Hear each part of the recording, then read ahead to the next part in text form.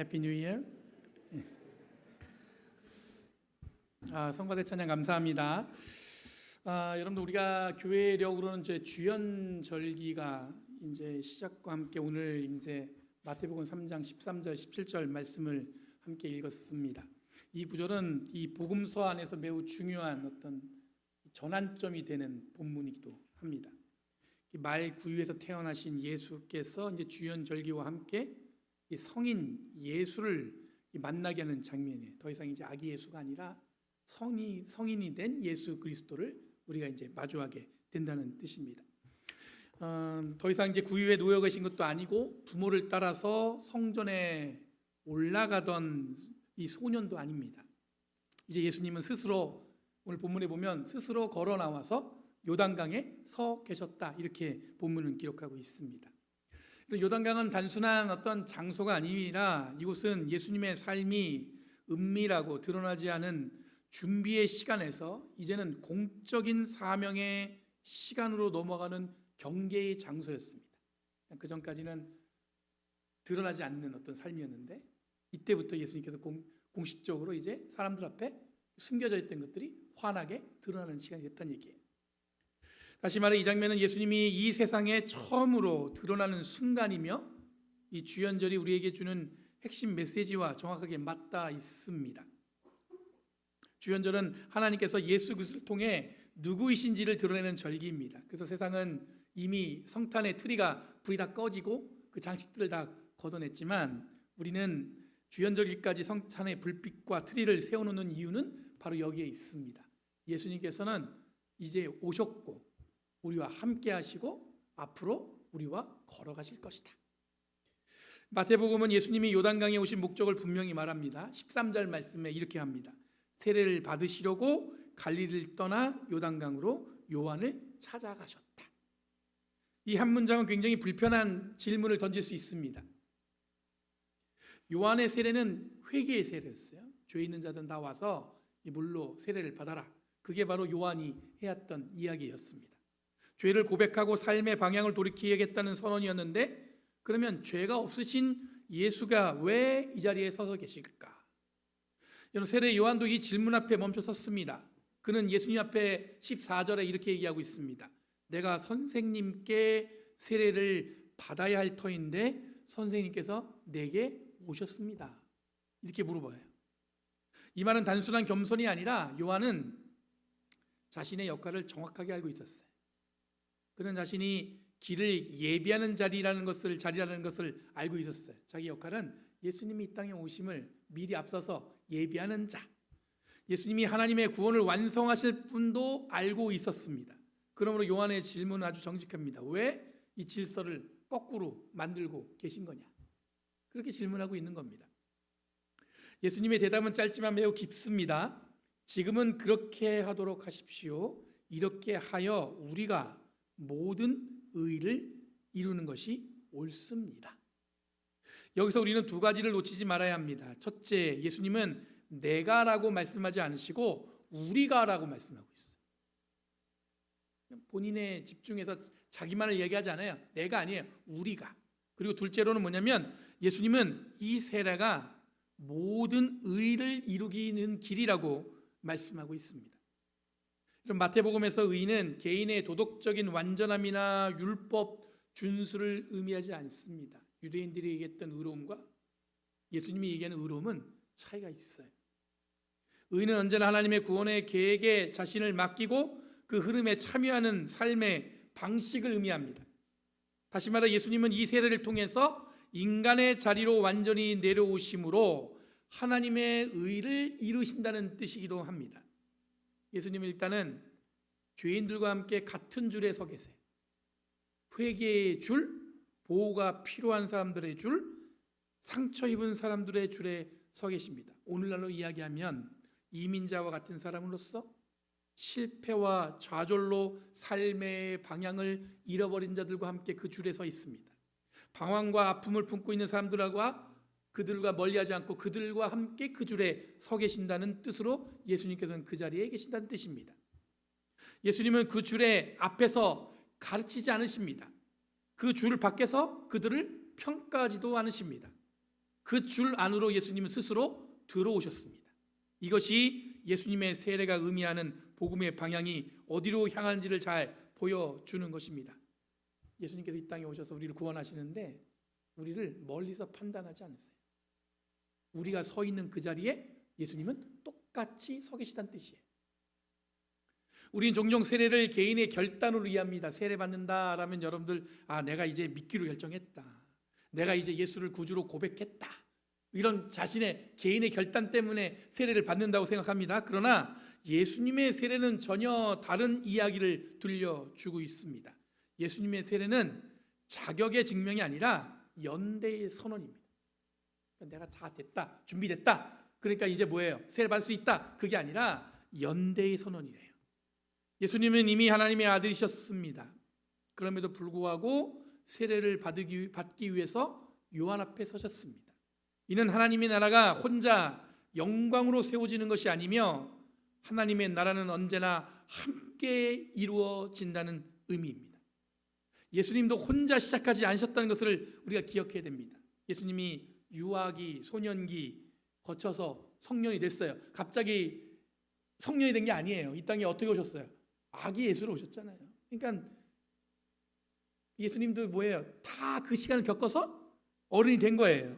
성인의 모습으로 요단강에 세례 요한 앞에 섰을 때 예수님은 홀로 그 자리에 오신 것이 아니라 함께한 공동체, 가족 또는 이웃과 일일이 나열할 수 없는 주변 사람의 도움으로 그 자리에 서게 되었을 것입니다. 그럼 애 키우는데 부모의 도움이 크죠. 여러분 세상에서 제일 어려운 게 뭐예요? 제가 자신 있게 얘기할 수 있어요. 애 키우는 거 진짜 힘들어요.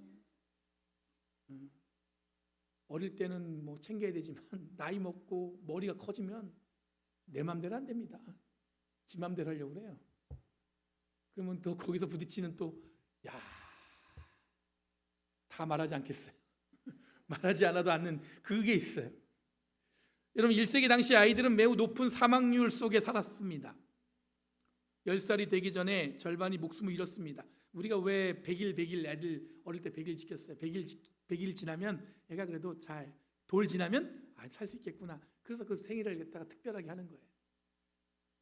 질병과 가난, 전쟁, 영아, 살해, 영양실조가 일상이었습니다.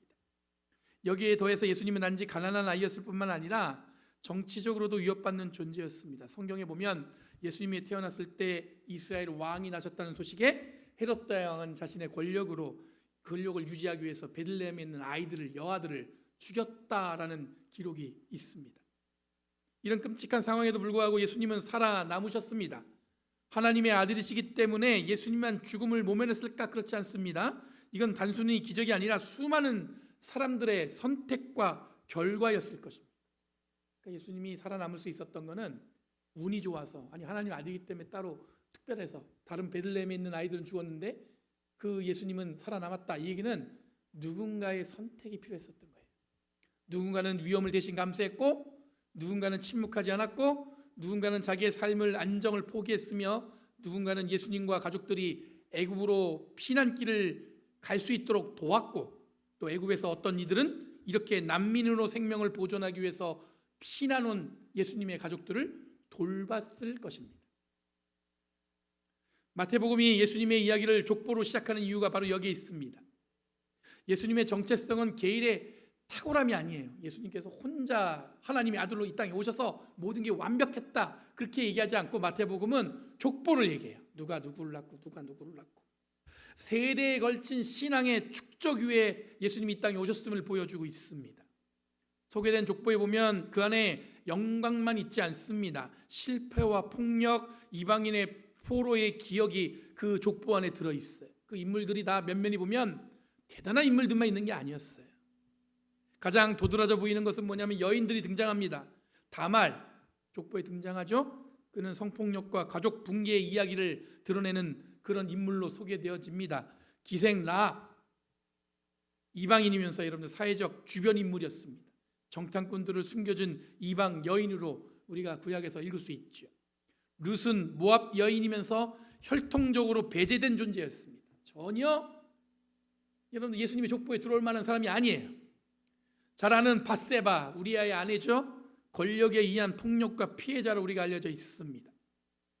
예수님의 어머니 마리아 또한 사회적인 오해와 위험 속에 있었던 여성이었습니다.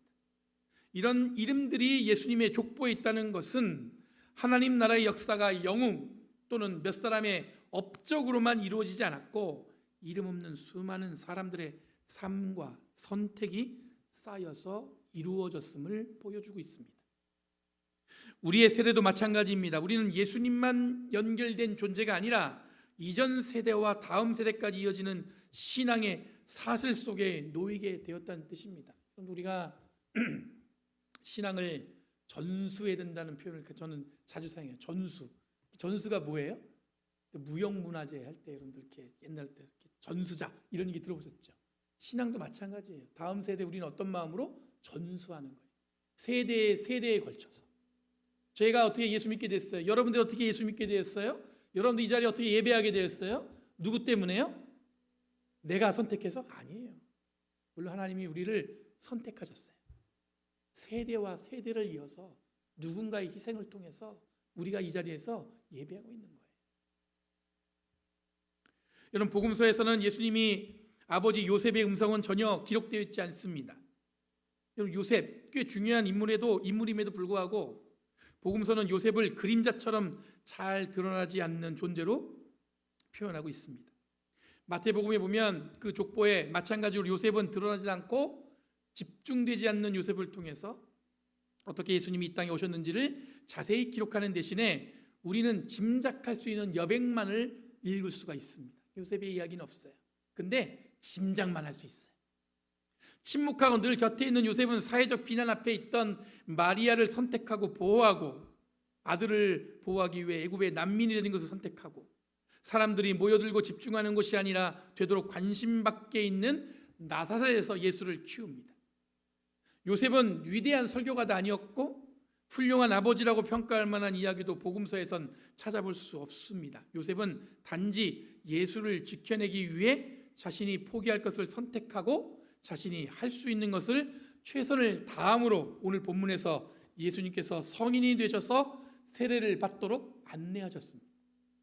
그러니까 요셉에 대한 이야기가 자세히 나와 있지는 않아요. 그렇지만 지금 오늘 예수님이 성인이 되셔서 세례를 받기 위해서 요한 앞에 섰다 이렇게 돼 있단 말이에요. 그때 이 세례 요한이 아니라 아버지 요셉은 이 자녀를 예수를 온전하게 거기까지 키워냈다는 뜻입니다. 여러분, 또 다른 주변 인물로는 주로 주연절에 주목되는 동방박사들을 우리가 볼 수가 있습니다. 우리는 동방박사하면 낭만적이죠.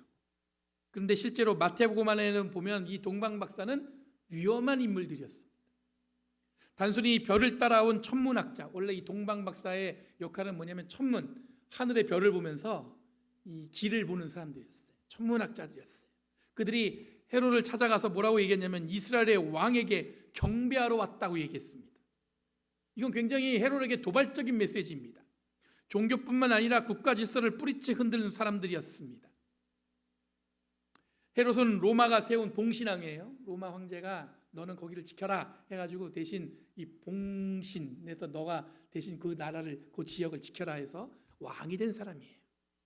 그 사람은 왕자의 아주 굉장히 집착한 인물이었습니다. 이 동방박사의 질문은 어떤 얘기였냐면 곧 진짜 왕은 따로 있다. 너는 왕이 아니다. 이런 얘기였단 말이에요. 이런 이야기를 들은 헤롯이 폭주했다는 것은 어쩌면 자연스러울 수도 있습니다. 이를 도발한 자들이 바로 동방박사일 수 있습니다. 헤롯은 동방박사들에게 예수님의 위치를 알려달라고 요청합니다. 자기도 경배하겠다 그랬지만 동방박사들 꿈에 경고를 받고 다른 길로 돌아갑니다. 이 표현은 단순한 이동 경로의 변경이 아니라 헬라어의 원문에 보면 이 장면은 의도적인 회피, 전략적인 어떤 불복종의 뉘앙스를 가지고 있습니다. 동방박사들은 권력의 명령을 알면서도 따르지 않습니다. 이는 자신들의 안전을 위협하는 선택이었음에도 의로운 길을 스스로 선택한 자들이라고 볼 수가 있습니다. 제가 이스라엘에 성지순례 갔을 때 베들레헴에 가면은 예수님 탄생 기념교회 한번 얘기한 적이 있어요. 그렇죠? 굉장히 예수님 탄생 기념교회가 있어요. 그러면 그 말 구유가 놓였던 곳에 교회 건물을 쌓고 또 그 건물에 또 건물을 쌓아서 굉장히 겉에서 보면은 어마어마한 큰 건물입니다. 거기를 들어가는 문은, 건물은 어마어마한데 입구는 머리를 숙이고 들어갈 수밖에 없는 한 사람만 들어갈 수 있어요. 그 문으로 들어가야 그 안에 들어갈 수가 있어요. 이 초대교회 때부터 세워진 교회인데 그대로 남아있는 이유, 왜냐하면 예전에는 그 이슬람 오스만 투르크가 이 기독교의 문명을 이렇게 파괴했어요. 서로 그랬죠, 전쟁을 하면서. 근데 그 교회는 무너지지 않고 남았단 말이에요. 왜 그러냐면 그 교회 안에는 모자이크가 있는데 동방박사 세 사람의 모자이크가 있는 거예요. 근데 오스만 투르크가 와가지고 이걸 부시려고 보니까 딱 보니까 뭐예요? 동방박사들 자기들의 조상이야. 복색도 그랬고 모양도 그렇고, 그러니까 그 건물을 어떻게 해요? 부시지 않고 그냥 놔둔 거예요. 동방박사는 재미있는 인물들입니다. 헤롯에게 위협이 되는 사실을 알리면서도 헤롯을 따르지 않았고, 이후에 이들의 후손들은 예수님의 탄생 기념교회를 보호하게 한 특별한 인연을 만들게 됩니다. 이 동방박사들 때문에 예수님의 탄생 기념교회는 망가지지 않고 오늘날도 우리가 순례길에 그곳에 가볼 수가 있게 된 겁니다. 예수님의 탄생을 가장 먼저 알아본 자들이 유대인들이 아니라 이방인 박사들이었다는 것은 예수님을 세례의 자리까지 이끌어내는데 예상치 못한 이방인 동방의 박사들의 손길을 통해서 이루어졌다는 것을 우리는 기억해야 됩니다. 지금까지 이야기를 종합해 보면 예수님이 지금 요단강에 세례 자리를 서갔을 때 예수님이 혼자 힘으로 오신 게 아니라는 거예요. 주변에 많은 사람들, 예상치 못한 손길들, 심지어 이방인들의 손길을 통해서 예수님이 그 자리에 올 수 있었다는 얘기예요. 그 얘기는 다르게 돌아보면 우리의 신앙도 마찬가지라는 뜻이에요. 여러분, 지난 주간에 우리 미국에서 큰 일들이 있었습니다. 베네수엘라 대통령이 잠자는 사이에 체포됐습니다. 순식간에 이 베네수엘라의 제공권을 장악하고 체포해 온 것입니다. 그리고 곧바로 미국이 베네수엘라의 석유를 점유한다는 공식적인 발표가 났어요. 깜짝 놀랐어요. 전 세계가 놀랐어요. 순식간에. 또한 미국 정부가 공식적으로 그린란드를 소유하기를 원한다는 뉴스가 흘러나옵니다. 얼음으로 덮인 그 땅의 영유권은 이 덴마크라는 나라가 가지고 있습니다. 흔히 미국의 우방이라고 생각해온 나라인데 이제는 미국이 그들에게 가장 적대국인 것처럼 이 덴마크가 그렇게 해서 미국 레벨을 바꿨다고 하는 그런 뉴스를 들었어요. 그리고 얼마 전에 미니애폴리스에서는 새아이 엄마가 이민경찰의 총에 맞는 장면이 전국에 중계되었습니다. 이 정부는 정당방위라고 이야기하지만 그 장면을 본 사람들은 모두 충격에 빠졌습니다. 저는 아직 한국 국적을 가진 한국 사람입니다. 미국의 정치를 이야기하려고 이야기를 드리는 것이 아니라 이 세 가지 사건의 공통점이 있습니다. 뭐냐면 연대와 관계 또는 합의와 일치를 위해 노력해왔던 가치가 이제는 그닥 중요하지 않게 자리하고 있다는 정도의 어떤 신호탄으로 저는 보였어요. 미국이 오늘날 강대국으로 슈퍼파워를 가지게 된 이유는 다양한 이유가 있겠지만 미국 자체만의 노력으로 이런 지위에 오른 것이 아닙니다. 인류는 큰 전쟁을 2번 치렀죠. 1차 세계대전, 2차 세계대전. 그때 인류가 선택한 건 전쟁보다는 일치와 화합을 위한 노력이었습니다. 대표적인 게 뉴욕에 있는 이런 UN 빌딩이죠. 거기를 통해서 우리는 뭘 합니까? 전쟁보다는 서로 먼저 이야기하는 것을 선택했어요. 전 세계가 독재와 또는 파시즘에 벗어나 냉전 시대를 거쳐서 공산주의 붕괴로 인해서 자유민주주의의 상징인 미국에 급격하게 힘과 인력이 몰리기 시작했습니다. 우리가 잘 아는 것처럼 미국의 취업 비자는 전 세계의 우수한 인력들이 미국으로 끌어들였어요. H1B. 이게 뭡니까? 슈퍼파워죠. 미국의 어떤 힘을 갖게 한 전 세계에 있는 아주 지식인들을 갖다가 미국으로 끌어들였어요. 이를 기반으로 미국은 전례 없는 호황과 기회 그리고 풍요를 가진 나라로 인식되게 되었습니다. 그러나 점점 그 사실은 잊혀져 가는 것 같습니다. 그러면서 국적, 인종, 시민권을 기준으로 생명의 가치를 나누려는 시도가 반복되고 있습니다. 마치 우리가 잘나서 여기까지 온 것처럼 말하지만 미국의 파워는 다양성과 이민자들에게 주어진 동등한 기회 그리고 무엇보다도 미국의 가치를 잘 설명해주는 자유라는 것을 잊지 말아야 된다고 생각합니다. 여러분, 한국의 대기업들도 마찬가지입니다. 삼성과 LG, 오늘날 세계적인 기업이 될 수 있었던 것도 처음에 여러분들 삼성, LG 형편없는 전자제품이었어요. 기억나세요? 다들 일제 쓰고 미제 썼지 누가 삼성 국산 써요. 옛날에 그랬어요. 그러다 국가에서 한국에서 국산품을 애용합시다. 어릴 때 제가 초등학교 때, 그저 국민학교 때 맨날 포스터 붙었어요. 국산품을 애용합시다. 그리고 어느 날 전기를 어떻게 했어요? 한국이 110V 썼어요 어릴 때. 근데 갑자기 220V로 올렸어요. 그렇게 되니까 어떻게 됩니까? 일제 쓸 수 없어요. 미제 쓸 수 없어요. 한국산 썼어요. 그 힘으로 결국 여러분들 삼성과 LG 제품을 구입하면서 오늘날 이 기업들이 세계적인 기업으로 성장한 것이라고 볼 수 있습니다. 재벌 혼자 노력해서 이런 엄청난 기업이 된 게 아니라는 것입니다. 한 주간 저는 이 장면들을 보면서 지금 경험하는 이 상황에서 어떻게 목사로 이야기해야 할지 고민했습니다. 여러분, 우리는 혼자 여기 오지 않았습니다. 이 나라도 개인도 기업도 모두 누군가의 희생과 보호 위에서 세워진 것이라고 볼 수가 있습니다. 우리들이 가진 신앙도 지식도 그리고 누리는 이 자유도 누군가의 희생을 통해 세워졌음을 우리는 기억해야 합니다. 오늘 본문에 보면 예수님이 물에서 올라오실 때 하늘이 열렸다라고 성경은 기록하고 있어요. 그러나 이 하늘은 어느 날 갑자기 열린 것이 아닙니다. 오랜 시간 수많은 사람들의 용기와 선택 위에 열린 하늘입니다. 하나님의 음성은 선언합니다. 이는 내 사랑하는 아들이요 내 기뻐하는 자라. 이 선언은 예수님에게만 해당되는 말이 아닙니다. 세례를 통해 하나님은 우리에게 묻고 계십니다. 지금 묻고 있는 거예요. 이제 너는 누구의 손이 되어 주겠느냐. 이제는 뭐냐면 내가 누군가를 위해서 희생할 때가 된 거예요. 세례는 우리가 누군가의 손길을 여기까지 왔다는 기억입니다. 세례는 이제 우리가 누군가의 성장을 책임져 달라는 요청이기도 합니다. 그리고 세례는 오늘 우리의 요단강 앞에서 생명의 편에 서라는 파송의 이야기이기도 합니다. 예수님 혼자 요단강에 서 있지 않으셨습니다. 오늘 우리도 여기에 혼자 서 있지 않습니다. 그리고 하나님은 오늘도 우리를 부르십니다. 너는 이제 누구를 요단강까지 데려가겠느냐? 누군가의 희생과 헌신으로 이 자리에 있다면 저와 여러분들도 누군가를 위해 희생과 헌신으로 감당할 때인 줄 믿습니다. 그럼 교회를 마치고 집에 가는데 제 아내가 이렇게 얘기합니다. 지금까지 어떻게든 바둥바둥 살았는데 이제는 후배들에게 무엇을 남길 것인가를 고민할 때라는 거예요. 생뚱맞게. 저는 지금도 하루 바둥바둥 되는데 아내는 저보다 더 멀리 보고 넓게 보고 있더라고요.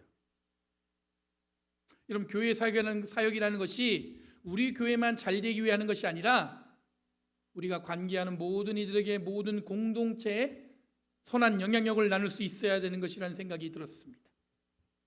하나님의 아들 예수 그리스도 공생애를 시작하기 전, 세례 받기 전 누군가의 헌신과 희생으로 그 자리에 나왔다는 것을 기억하시고 우리들 또한 예수님과 같은 삶을 살기 위해 노력하는 저와 여러분이 되기를 간절히 바랍니다.